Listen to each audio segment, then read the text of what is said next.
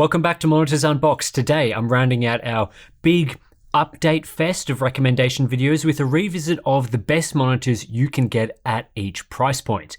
I first ran this video back in April, which was before I had tested a lot of the new HDR monitor releases this year, so it's long overdue an update for people interested in buying something this holiday period. The idea with this video, in contrast to the overall best monitors videos, is that I go through price points ranging from $100 US through to over $1,000 US in usually $100 increments, recommending the monitor I'd choose at that price. Normally in my best monitor videos, I tend to provide multiple options for people in whatever category, but that isn't going to be the case today. So if you want all the decision making taken out of your hands, you just want to know what monitor to get with the amount of cash you have to spend, this is the video for you. Like always, the recommendations in this video are based on my testing of a large variety of gaming monitors. I usually prefer to recommend products I've tested and know to be good, although there are some exceptions. Also, monitor pricing does change regularly, so if you're watching this video weeks or months after it went live, I'd recommend checking out the latest pricing via our links in the description. Let's start with $100 monitors, and to be honest, if you're thinking of buying a $100 display for gaming, you're probably not going to get very much. There are not many $100 displays available to purchase at all, and the majority are extremely basic office monitors, often with outdated specs and hardware. The absolute bare minimum you can expect to spend to get an entry-level display is around $80 US.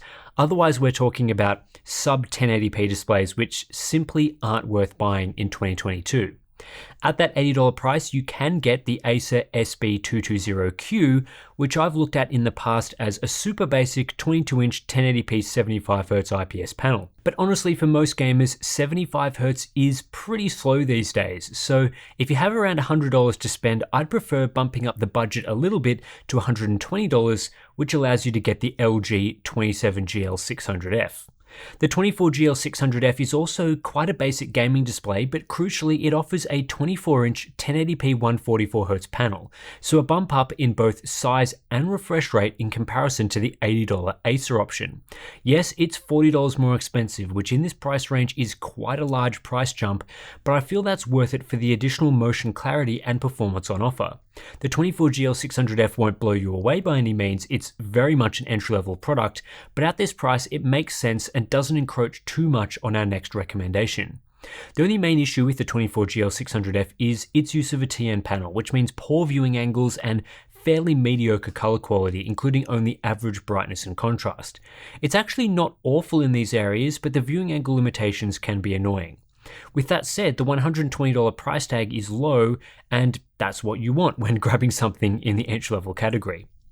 At $200, the best option here is to get a 1080p 144Hz IPS display, which dominate this price point and are excellent entry-level gaming choices. Compared to the $100 category, the increase in image quality is quite substantial, even if the basic specifications to most offerings are pretty much the same. And often, you don't even have to spend $200 to grab something quality. My recommendation here is to grab the AOC 24G2SP, which actually retails for only $160 US, so that's a $40 saving compared to your budgeted $200.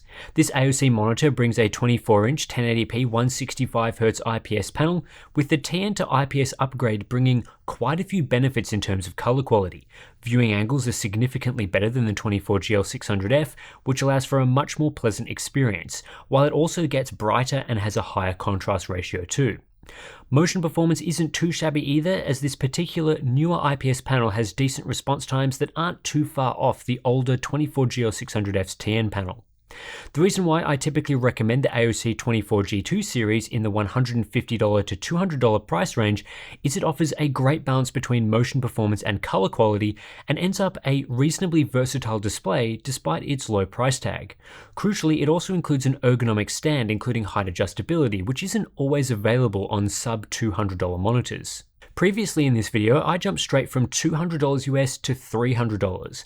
However, due to huge amounts of competition around these price points, I feel it's also important to discuss what is on offer for $250 US. These days, I reckon $250 is the sweet spot in the entire monitor market for value. It offers the best bang for buck, as around this price you can upgrade from a 24-inch 1080p display to a 27-inch 1440p display, while also improving many areas to performance. At $250, I'm recommending the Gigabyte M27Q-P, sometimes called the M27Q Pro. This is a 27-inch 1440p IPS display with a maximum refresh of 170Hz, and it offers the best performance in this price range of any monitor I've tested. It's a fast monitor offering great response time performance in the budget class. It's not the absolute fastest IPS I've tested, but it's certainly decent and delivers low overshoot. Gigabyte also offer a great color experience, making the M27Q-P a well-balanced product. It's got 98% DCI-P3 coverage, great viewing angles, and a well-tuned sRGB mode, plus handy features like a KVM switch and low input lag. The main weakness here is the contrast ratio, which is nothing special as is typical of an IPS monitor, but for $250 it's really hard to beat and is what I'd go for here. For those with $300 to spend, you're looking at an upgrade pick on the M27Q-P, and while the Gigabyte model will typically be better value if you want to save $50, it is possible to get something better if your budget allows. Just don't expect anything radically different. At $300 exactly, I'd go with the LG 27G-P850, though it is an in-demand product right now, so it could be a little tricky to find. In any case, the 27G-P850 is a 27-inch 1440p 180Hz IPS monitor that uses a variant of the M27Q-P's panel, both from LG Display. This means that many areas to color performance are quite similar, including their 98% DCI-P3 coverage, mediocre contrast ratios, and decent viewing angles. Both even have similar levels of factory calibration, including good sRGB modes. The reason why you'd grab the 27G-P850 over the M27Q-P is that it has better overdrive tuning and therefore better motion performance, enhanced slightly by its small refresh rate advantage. The Gigabyte option does not have a single overdrive mode experience, meaning for the best experience you have to change overdrive settings depending on whether you're gaming at high or low refresh rates. The LG option gets much closer to an optimal single overdrive mode experience. It has better bounce settings, which lead to superior response time averages. It's more of a set and forget type of monitor, which you'd hope for at a more premium price point. But like I said, it's not as strong value as the Gigabyte, so I could understand saving some cash here.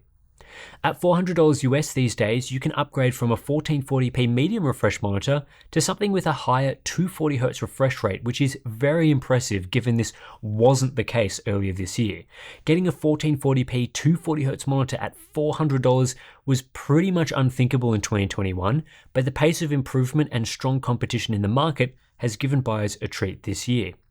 The clear standout option at this price point is the Gigabyte M27Q-X, a 27-inch 1440p 240Hz IPS gaming monitor.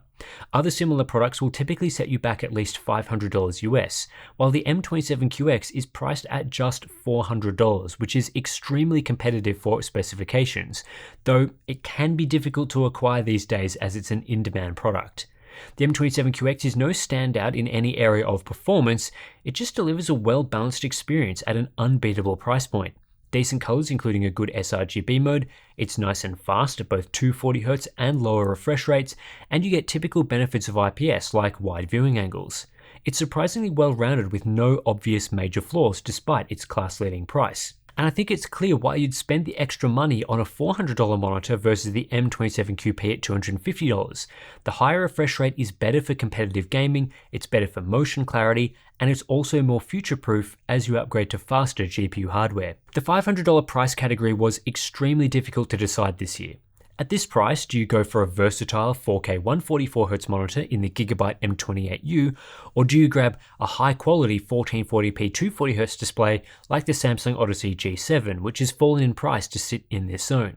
Very much a conundrum, and unlike some previous categories, I don't think there's a clear winner here. However, as I said, I'd recommend one monitor in each category. I'm not going to sit on the fence, and ultimately I'd choose the Gigabyte M28U. There's a few reasons for this. Firstly, it's a 28-inch 4K 144Hz IPS monitor with a price tag of just $450 these days during the latest discounts, though typically it's priced slightly above $500. With current best discounted pricing, it ends up around $50 cheaper than the Odyssey G7, which does play into the decision. But the main reason I'd get the M28U is its versatility. It's a flat IPS panel, meaning great viewing angles and excellent suitability for both gaming and productivity work. As someone that uses most monitors for all of gaming, web browsing, and productivity, having something that works well in all three categories is highly valuable to me, and that's where the M28U gets the edge. It still has great motion performance and response times for gaming, good color gamut coverage, it's a flat panel which I very much prefer over the curve of the Odyssey G7, and the 4K resolution is very sharp.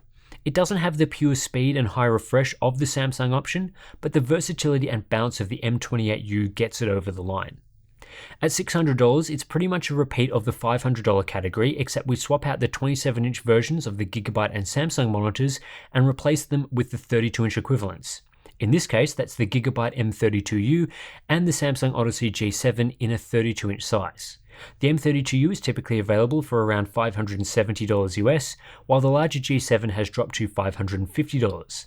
This makes it even harder to decide, as now there's no price advantage for the Gigabyte. But ultimately, if I was choosing a monitor for my uses, I would still choose the M32U due to its versatility and flat 4K IPS panel, so that's what gets the nod at $600 in this video.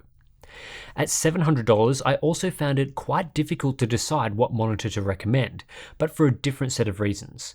Rather than there being multiple great choices, I actually think there's really no standout option. If you have around this amount in the bank, I would either save a bit of money and grab any of my $400, $500, or $600 choices, or continue to save up a bit until you have at least $800 to spend, in which case you can grab something with true HDR capabilities. However, if you're absolutely certain that you want to spend around $700, then I would recommend the Asus ROG Swift PG279QM, which is available for a touch under $750 these days. This is the best 1440p 240Hz monitor you can get. It has a 27-inch IPS panel, outstanding response time tuning including variable overdrive, excellent factory calibration, and it's really just a joy to use. It's a great monitor, though quite expensive given it costs $350 more than the M27QX, so generally I wouldn't recommend it as a value option. At $800, we get into the true HDR category, so there are plenty of reasons to spend this much on a monitor. True HDR monitors improve upon SDR products in three key ways: additional brightness, extremely high contrast ratios, and wider color gamuts. The difference between a fake HDR product, like those in the Display HDR 400 tier, and a real HDR monitor can be pretty immense, so if you want stunning visuals while gaming, real HDR hardware is what you're after. There is a clear standout in the $800 tier right now, and that's the Samsung Odyssey Neo G7. I'm actually a bit stunned this monitor is available at just $800 US, given it debuted at over $1,000 earlier this year. But it's a great buy, offering a 32-inch 4K 165Hz curved VA LCD with 1196 zone full array local dimming. I was quite impressed with the Neo G7's HDR performance when I tested it earlier this year, and you simply won't find better HDR capabilities at this price point. In addition to excellent HDR, the Neo G7 also has specifications well tuned for gaming, including very fast VA response times, a decent refresh rate for a 4K display, a great native contrast ratio, and a variable overdrive experience that pairs well with adaptive sync.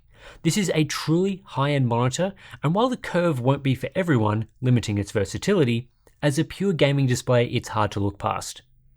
At $900, this is where OLED displays come into the picture.